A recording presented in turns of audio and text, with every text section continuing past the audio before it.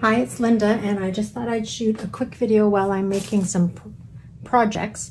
These are the Effervescent Elements that are in the new annual catalog. They are little beads. They are iridescent. They're really quite pretty. And this is something that I'm using on a project for a swap, so I thought I'd shoot a quick video because I love the effect. The one thing you will notice with these Effervescent Elements, besides how pretty they are, is how quickly they move around. They're like greased lightning. So you will want to work inside a container that will keep them contained. A box lid would work. This may be new to you. This is something that's coming in the July to December mini catalog. It's part of the embossing kit. So there is a tray, there's a brush, there are the reverse grip tweezers. So you pinch them to open them, and then when you release, they actually hold closed. And an embossing buddy, so the powder bag that you can use on your dark cardstock. So that's awesome, and it's coming out in the next catalog.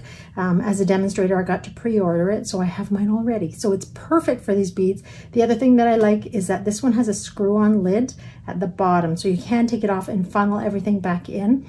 The very old trays that Stampin' Up used to have had like a little insert plug, and quite honestly, I always lost those. So I'm hoping that I won't lose this. So far, so good.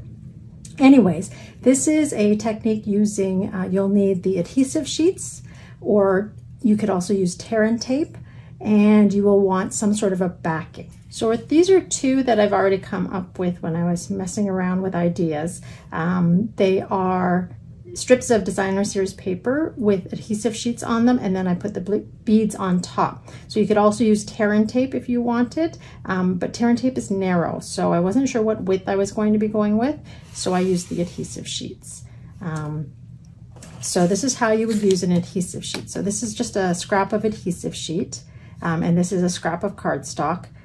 So again, I used designer series paper for this one. I'll show you that in a moment. Now the hardest part when you have scraps of this stuff is actually finding how to peel off the liner, quite honestly. Got it. Okay, so you figure out which side the sticky side is on, and then you're going to put it down on your cardstock.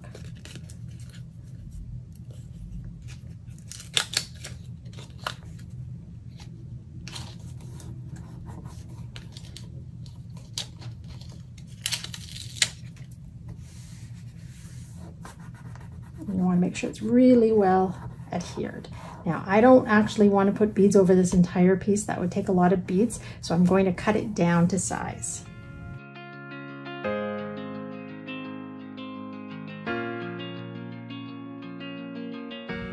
So here I've cut it down a little smaller. This is about ½ inch. Yes, ½ inch. And I've left the bare ends there so I can always trim them off later.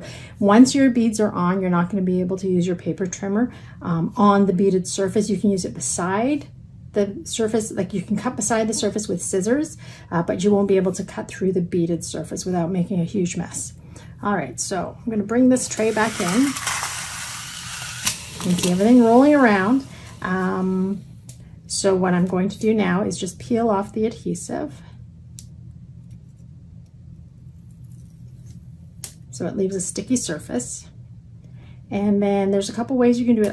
You can put it face down in a tray or your box, or flip it over. Whatever works for you. And then you can jump on more. So you get a random assortment of bigger beads and smaller beads, and then you want to press them down into the surface. So you can also then turn it over and press it down. So again, you can see why you want to work in a box or something that is contained.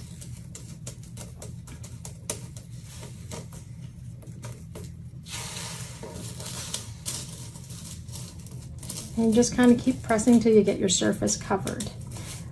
I don't think you want to use too narrow a width for this because the beads are fairly bulky. So you may not get good coverage if you have a very thin strip. But then what you can do once you pick it up is you sort of push everything in from the edge, and then you do an extra little squish down to make sure it's really well adhered. Whoops, and then you can drop it a few times.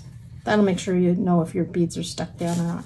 And then you can always try and put a few on if you have any bald patches. But again, you want to make sure you really press down well so they're stuck well in there. But look at that effect, isn't that cool? And it's totally random in terms of the big beads and the small beads. So this is a solid piece of cardstock, so it's a solid color. This is actually designer series paper, so, and no strips on the end. So I'll bring that in so you can see a bit better. So this is cardstock. This is designer series paper. It gives a little bit more effect because it's got different colors in the designer series paper. I'll show you that one. So this is my strip of designer series paper.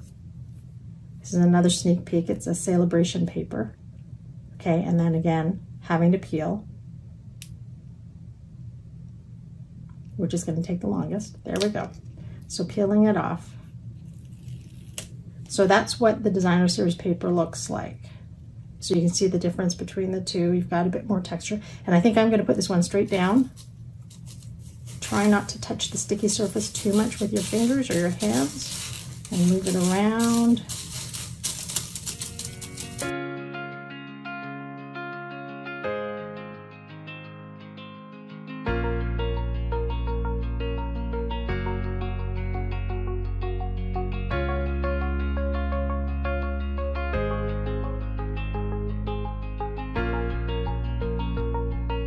Whoops. Be careful when you're squishing them down. They might go flying.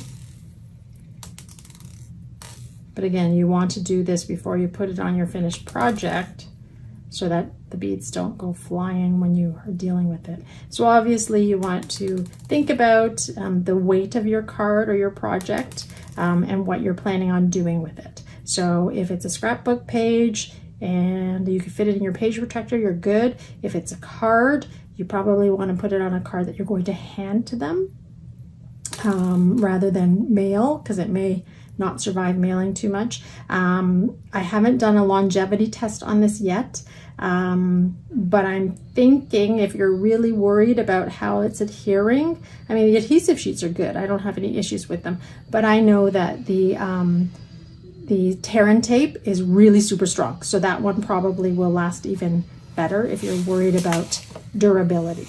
So there's your comparison. So, but super easy. Just make sure you have a container or a box lid that you can work within. I love the effervescent elements and the effect that they bring to my cards. It's so pretty.